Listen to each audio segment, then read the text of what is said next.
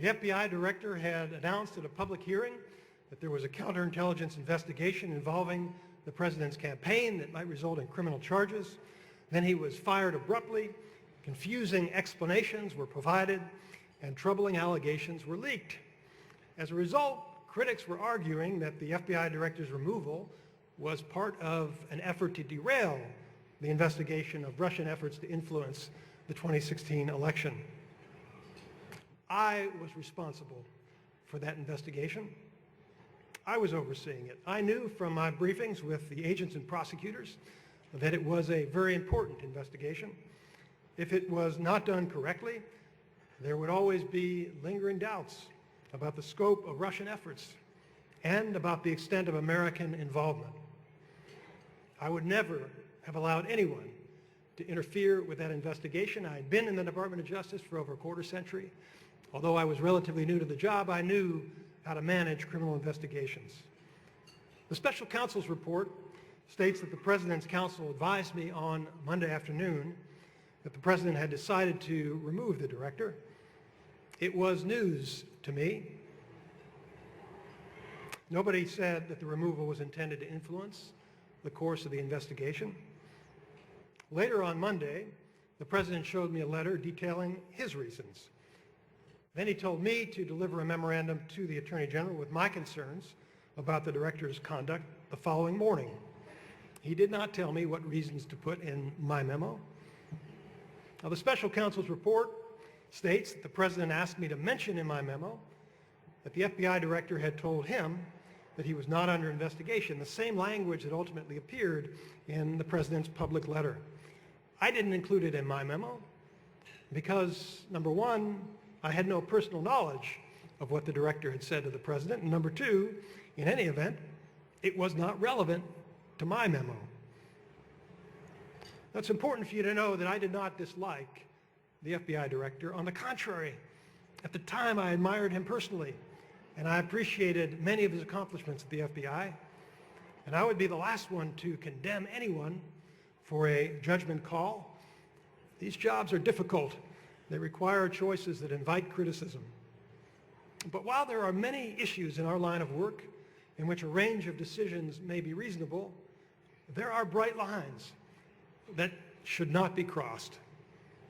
The clearest mistake was the director's decision to hold a press conference about an open case, to reveal his personal recommendation about the case, and to discuss details about the investigation without the informed consent of the prosecutors and the Attorney General, because one of the fundamental principles of federal law enforcement is that the agents investigate the cases and the prosecutorial decisions are made by federal prosecutors and by politically accountable officials in the Department of Justice.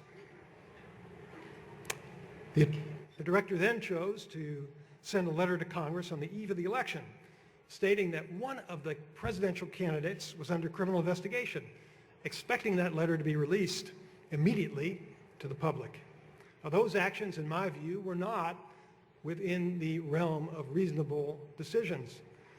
They were inconsistent with our goal of communicating to all FBI employees that they should respect the role of the Attorney General of the United States, that they should refrain from disclosing information about criminal investigations, they should avoid disparaging uncharged persons, and above all, they should never take any unnecessary steps that could be perceived to influence an election.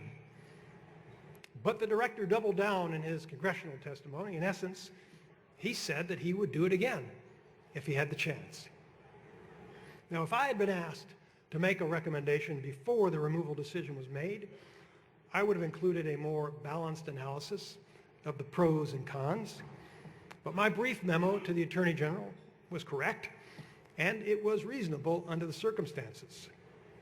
If I had been the decision maker, the removal would have been handled differently, with far more respect and far less drama. So I do not blame the former director for being angry. I would be too if I were in his shoes. But now the former director seems to be acting as a partisan pundit, selling books and earning speaking fees while speculating about the strength of my character and the fate of my immortal soul. I kid you not. That is disappointing. Speculating about souls is not a job for police and prosecutors. Generally, we base our opinions on eyewitness testimony. In any event, I agreed with the then acting FBI director, who testified that the firing would not impact the investigation. On the other hand, I recognized that the unusual circumstances of the firing and the ensuing developments would give reasonable people cause to speculate about the credibility of my investigation. Those circumstances are publicly known. I also knew, based on briefings that I received from agents and prosecutors that are now public as a result of indictments that we've returned and information in the public report, I knew that there was overwhelming evidence that Russian operatives hacked American computers and defrauded American citizens. And it was part of a comprehensive Russian strategy to influence elections, promote social discord, and undermine America, just as they do in other countries. And people with connections to the presidential campaign were under FBI investigation in relation to their connections to Russian agents. Now, at the time, these were allegations. They were leads. It's what we call predication. Nobody had been convicted of a crime. Nobody had been charged with a crime. But based upon what I knew in May of 2017, the investigation of Russian election interference was justified. The Department of Justice Inspector General is reviewing aspects of the counterintelligence investigation. Before I left the office, actually about a year ago, I participated in ensuring that there would be a full and thorough investigation. If the Inspector General finds significant new facts, I would reconsider my opinion. But I need to base my opinion on credible evidence. That is what makes the Department of Justice special in America. Now, the President selected me for the job of Deputy Attorney General. The Senate approved my nomination, and I took an oath to well and faithfully execute the duties of the office. As the leader of the Department of Justice, the acting leader for purposes of that case, that oath gave me a legal obligation to make a nonpartisan law enforcement decision without regard to political considerations. I determined that I needed a special counsel to help resolve the election interference investigation in a way that would best protect America from foreign adversaries and that would preserve public confidence in the long run. I knew that some people would not be happy about it. I knew that it would be unpleasant for me and my family. But at my confirmation hearing, I promised that I would conduct the investigation properly and see it through to the appropriate conclusion. In my line of work, you keep promises. And in my line of work, the appropriate conclusion is the result when you follow the process and you complete an independent investigation. You are not out to get anyone. You are just out to follow the facts wherever they may lead.